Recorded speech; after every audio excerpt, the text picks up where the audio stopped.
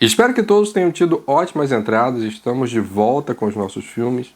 Tem muitos projetos sendo preparados para 2025. Além dos filmes, eu quero falar mais de jogos, de séries e até de francês, por que não voltar aos clássicos. Só que hoje eu queria trazer um filme do qual há muitos anos eu queria falar. Eu aproveitei que ontem eu fiquei sem luz o dia todo e finalmente eu li o romance que inspirou esse filme. Então vamos de cinema asiático hoje, mas muito antes dele entrar na moda. É um filme que vale muito a pena, seu nome, Lanternas Vermelhas. Filme de 1991 dirigido por Zhang Yimou. Acho que é assim que se pronuncia. Eu nem vou tentar pronunciar o filme, o título original. Vou pedir para o editor colocar ali como ele deve ser pronunciado. E é isso. 大红灯笼高高挂， Salut tout le monde, j'espère que vous allez bien.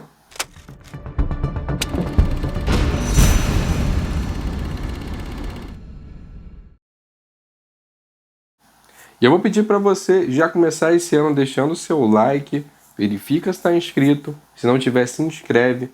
Vamos ver se esse ano o canal decola. Porque a mega da virada eu sei que não foi dessa vez. Que tristeza. Lanternas Vermelhas foi um filme bastante censurado na China na época que ele foi lançado, porque ele coloca em cena uma China de 1920 e como protagonista uma mulher que se casa com um rico senhor, sendo ela a quarta esposa. Geralmente a gente costuma dizer que o livro é melhor que o filme, mas aqui eu não sei se é o caso. Não porque o livro seja ruim, ao contrário, o livro é ótimo, maravilhoso, mas porque o filme cria uma estrutura narrativa muito mais próxima do que a gente está acostumado, criando tensões e problemáticas que no livro não vão ser trabalhados. Então, acaba sendo muito mais palatável para quem não está acostumado ir para o filme. E deixar o livro talvez para um outro momento. Não, nunca nem vi. O próprio título exemplifica bem isso, porque o título do filme é 大红灯笼高高挂， Lanternas Vermelhas, Levantem as Lanternas em inglês, se eu não me engano, e diz respeito à escolha desse senhor em passar a noite com uma das suas 4 esposas. Aquela esposa que for escolhida tem direito à massagem, escolher o que será servido na refeição no dia seguinte, e isso vai marcar bem que o que ele quer mostrar são os conflitos que isso vai gerar.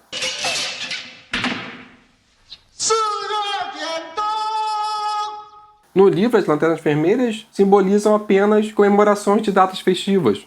Além disso, o filme se preocupa mais em nos dar um apreço à protagonista, a quarta esposa, a Song Lian.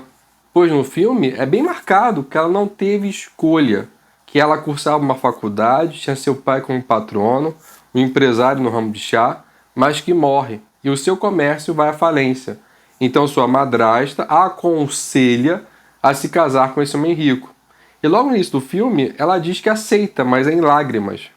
O livro, é claro que você também pode ter essa leitura, mas como ele mostra toda a corte desse senhor em direção da Song Lian, ela meio que escolhendo dentre as opções, a madrasta ou a mãe, não lembro, dizendo que ela vai se tornar uma concubina, se casar com um homem rico. Então, dá para fazer uma leitura mais perversa, se você quiser. Mas que no fundo, você tem ali uma pessoa que escolhe a opção menos pior. Você tem uma mulher que perdeu o pai, e ela vai se casar com um cara rico, vai virar uma concubina. Outra opção, ir trabalhar talvez numa lavoura, passar fome, casar com uma pessoa sem condição, já que não tem mais o pai como uma figura diplomática para poder encontrar um casamento decente. Então ela escolhe a menos pior. Ela aceita o seu destino. 当小老婆就当小老婆，女人不就这么回事吗？ Algumas pessoas podem querer fazer uma leitura perversa do livro, que o filme tenta não dar possibilidade. Mas tanto o livro quanto o filme, ele vai tentar trazer, da sua forma, essa ideia que a Song Lian é, em um primeiro momento, alguém simples, até ingênua, mas que ao longo do filme vai se submetendo a esse jogo de poder. Então, enquanto no início ela achava que massagem era algo até que incomodava, mais pra frente ela sente falta, ela começa a perceber a importância de ser escolhida pelo seu senhor, como o seu orgulho faz mal, por assim dizer. 以后你要是天天能垂上脚，在陈家，你就想怎么着就能怎么着。 Primeiro vamos entender o que é concubina, porque não faz parte da nossa cultura. Uma concubina é uma mulher que mantém uma relação conjugal ou sexual com um homem sem ser sua esposa oficial. E apesar da China de 1920 já ter abolido, em certa forma, essa prática, em zonas rurais, como é o caso aqui, e para pessoas ricas isso ainda podia acontecer. A sórdida questão do dinheiro. Então temos nessa obra a primeira esposa, que é a Yuru, que enquanto no filme ela fica um pouco escanteada, ela é vista apenas como uma mulher velha, cujo o Shen Zuqian, que é o senhor, não tem mais interesse, ele não tem mais interesse por ela. Já no livro ela é uma figura com certo poder, digamos que ela seria a governanta da casa, responsável por manter a tradição e de certa forma garantir que aquelas mulheres se comportem de acordo com o esperado. Quem manda nessa porra aqui sou eu! A segunda esposa é a Jo-yeon, que é antagonista no filme, mas que no livro Ela até também é antagonista, mas as relações aqui são mais naturalizadas, os embates não são um grande foco. O que o livro vai trazer pra gente é que a segunda esposa, ela é bem quista pelo seu senhor, porque ela é muito mais subserviente às feitiços e taras desse senhor. Então, as brigas é claro que acontecem, mas não da forma que a gente está esperando. Às vezes você pensa, por que a Songria não reage? Mas é porque não faz parte da nossa cultura, porque ela não pode reagir, ela não tem que reagir. E isso no filme vai ser mitigado para algo muito mais ocidental até. eu acho, na minha opinião, Mas tudo indica que com certeza é. Porém, o livro, ao meu ver, permite uma leitura muito mais ampla de cada uma dessas esposas, de perceber como ela sofre, como ela vê esse falso poder que elas têm ou não, e como esse poder é trocado a partir de uma submissão e humilhação que elas sofrem. 你真的不理我？有人可早就盼着吹角呢。 A primeira esposa vira uma mera governanta para manter o seu status, já que aos olhos do seu senhor ela não é mais interessante. 我早就是老古董了。 A segunda esposa se submete a sodomias para manter o interesse do seu senhor, sem entrar em muitos detalhes, mas só para explicar, por exemplo, ela beija olhos cegos do seu senhor e diz, meu Deus, como ele é perfumado. A terceira esposa, chamada Meichon, ex-cantora de ópera, e que até a escala da quarta esposa era mais jovem, então ela tem que lidar com esse sentimento de perda de poder e de reinvenção, afinal de contas, ela era benquista por ser jovem, agora não é mais a mais jovem. Porém, ao mesmo tempo que isso acontece, a quarta esposa, ela tem uma idade mais próxima, então elas podem desenvolver uma certa amizade ambígua, um certo ódio, mas uma amizade também. Isso no livro, no filme não tem nada disso não. Temos aí então a quarta esposa, que é a Song-lian, que é a mais nova. O senhor sempre casa com senhoras de 19 anos. Elas chegam na casa com 19 anos, ele tem, acho que 48, entre 48 e 50 ao longo do livro. E temos ainda mais uma personagem importante que é a Ingrid, que é a serviçal direta da Song-lian, mas que tem um caso com esse senhor. O quê? Não acredito. Ela sonha em ser uma senhora e por isso ela odeia a Song-lian, porque na cabeça dela a Song-lian roubou o lugar dela como quarta senhora. 看着老爷喜欢你，就想当太太了。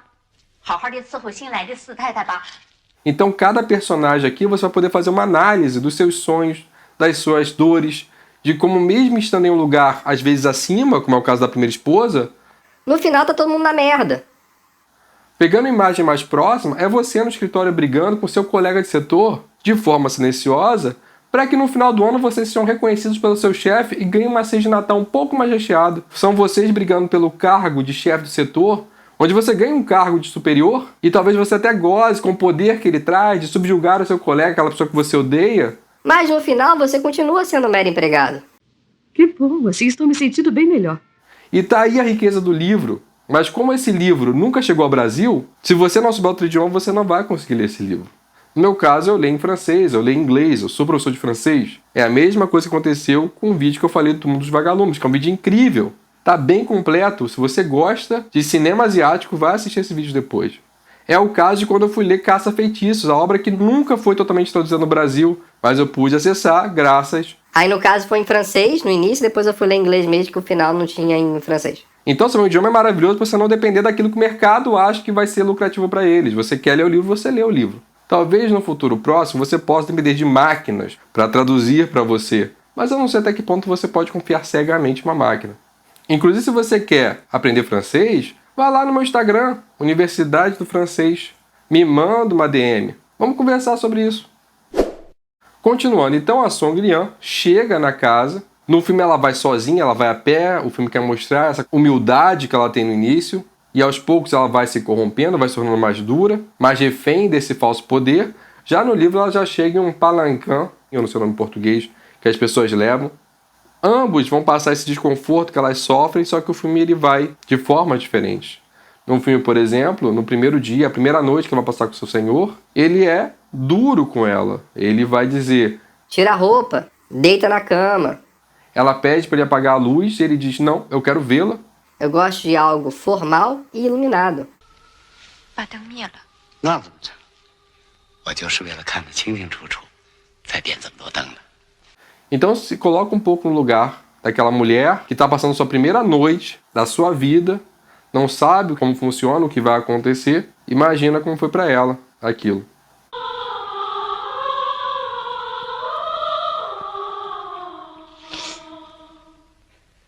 No livro, o Shen Zuqian ele é muito mais participativo. Ele conversa com as mulheres, ele está presente no livro. Então as coisas vão ser trabalhadas de outra forma. Porque no livro tem muito aquilo do tipo: você não é obrigado a fazer nada que você não queira. Mas, quando a Songrian diz não, ele se zanga e vai se deitar com outra esposa. Ele faz greve de silêncio para com ela. Então, ela até tem direito de dizer não, mas as consequências são desproporcionais. E ela vai ser punida por dizer não.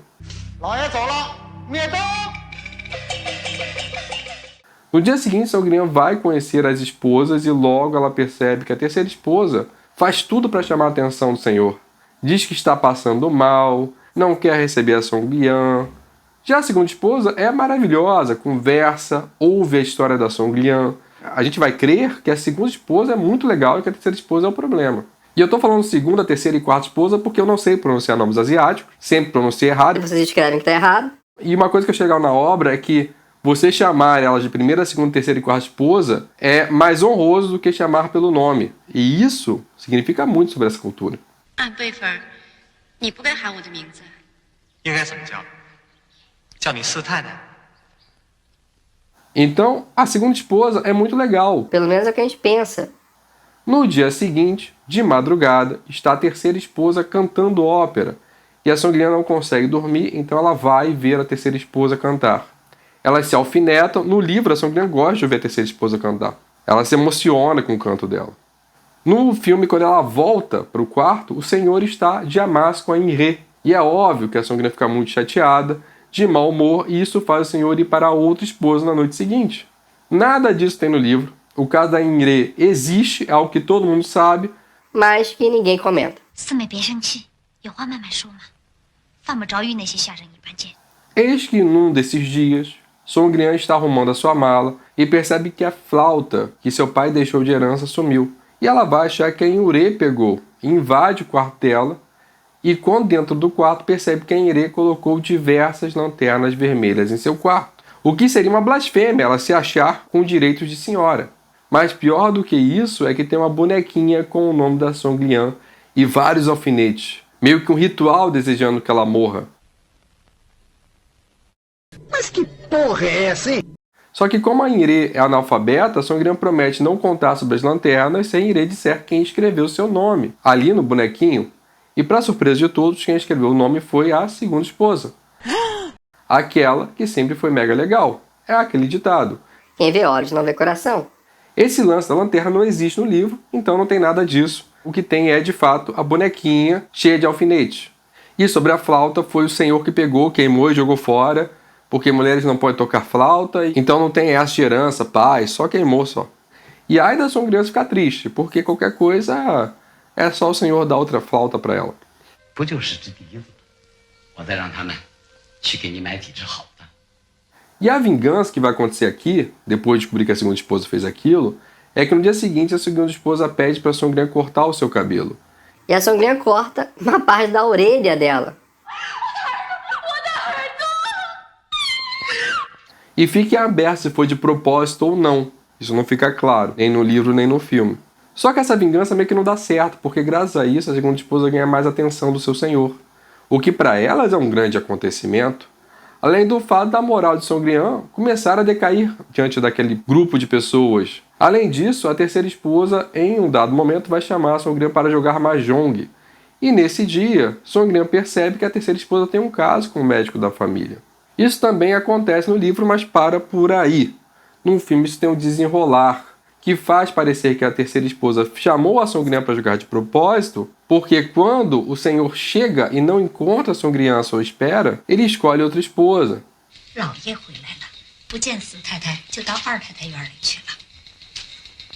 Enquanto que no livro, esse lugar é muito mais para mostrar o vício, cigarro, bebida, que essas mulheres vão consumindo para poder fugir daquela realidade.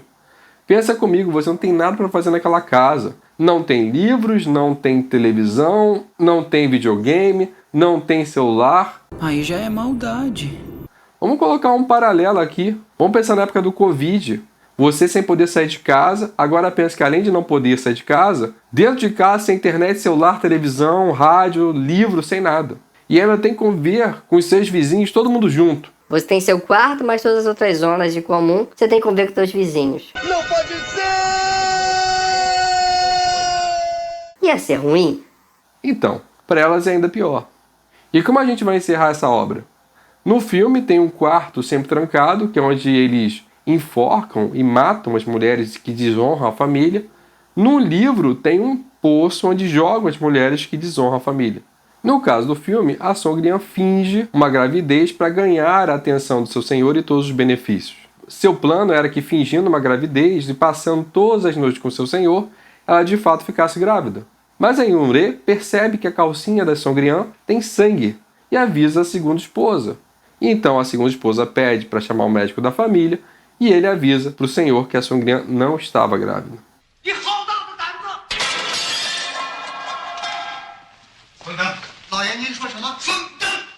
Furiosa com o que a Yunre fez, ela revela para todos sobre as lanternas vermelhas. E a Yunre prefere ficar ajoelhada até desmaiar e ser levada para o hospital a pedir desculpas e abrir mão do seu sonho de ser uma senhora. Infelizmente a Yunre morre e isso deixa a Songrian culpada. Além dela ser cada vez mais mal vista, como a pior senhora, como a senhora mais dura. Songrian, então, no dia do seu aniversário, já sozinha, bebe muito até cair. E quando bêbada, conta para a segunda esposa que a terceira esposa tinha um amante.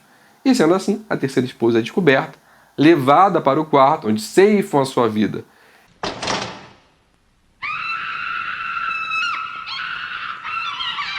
Isso dá um choque em Songrian, que fica louca, e nisso é o fim do filme. A quinta esposa chegando e perguntando quem é aquela pessoa, e os empregados falando que é a quarta esposa que ficou louca. Fim do filme.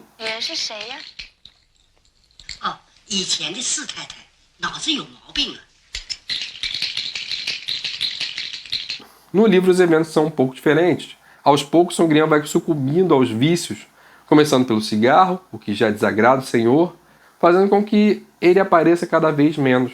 Principalmente por ele pedir certas práticas sexuais que ela se recusa a fazer. Não. No dia do aniversário do senhor, Songrian está com muita dor de cabeça, está chateado com uma briga que aconteceu mais cedo e resolve não ir ao evento. Mas percebendo a merda que está fazendo, ela aparece no evento um pouco depois, mas o senhor já está furioso com ela. Devido à sua ingenuidade, ela até trouxe um presente, um tecido de seda, mas sem nenhum embrulho. E vendo os outros presentes melhores, mais caros e bem embrulhados, ela tenta compensar o senhor lhe dando um abraço, dizendo que gosta muito dele, o que desperta ainda mais a fúria desse senhor, que manda ela teimosa em público e a afasta. Ela já bastante abalada e praticamente abandonada, encontra na latrina um papel higiênico ainda não dissolvido com seu nome e percebe que era uma magia feita para matá-la. Ela fica furiosa, pega aquele papel no meio da bosta, vai até Yunre, a culpando por tudo que tinha acontecido, tudo de mal que aconteceu, e diz que a Yunre ela vai ter que comer aquele papel, ou será mandada para a lavoura. E nisso a Yunre come o papel, pega a febre tifoide e morre no hospital.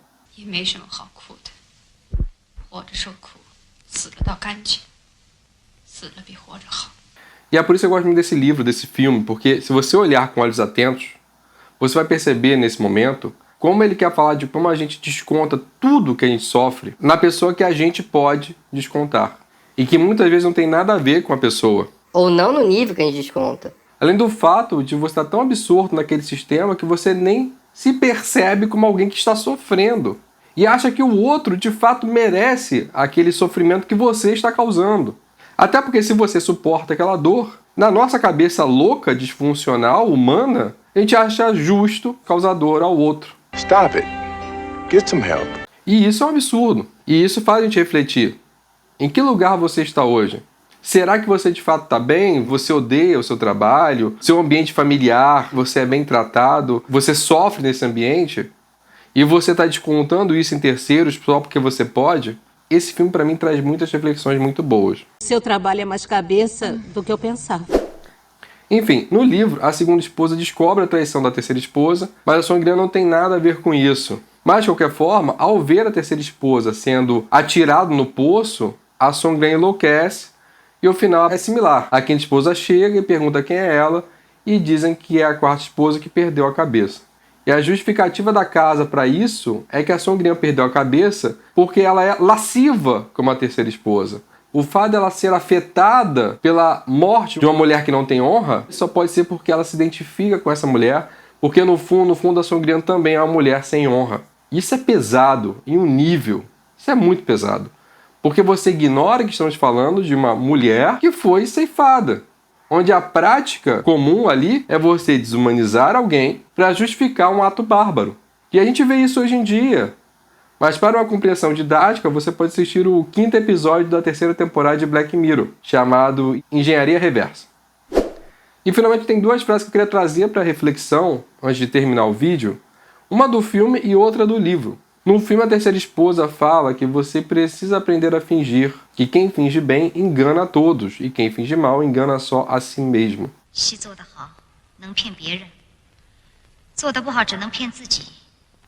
No filme ela fala isso para demonstrar que, mesmo estando extremamente infeliz, ela continua sorrindo, cantando sua ópera, atuando. No filme, essa mensagem para mim é muito forte. Eu acho que todo mundo passa por isso. No trabalho, principalmente, pegando meu exemplo, eu estou triste, deprimido, com raiva. Eu vou dar aula e quando eu entro na sala de aula, eu abro um sorriso, eu brinco, eu crio um personagem que é necessário para aquele momento. E eu suponho que muitos de vocês passem por isso. Eu não tenho resposta quanto a isso. Até o momento me parece que é algo necessário. A gente inclusive vai chamar isso de profissionalismo. Profissionalismo! Mas é sempre bom refletir. Até onde isso faz mal? Eu não sei se sou só eu, mas muitas vezes no final do dia, o ato de fingir me deixa sem energia nenhuma.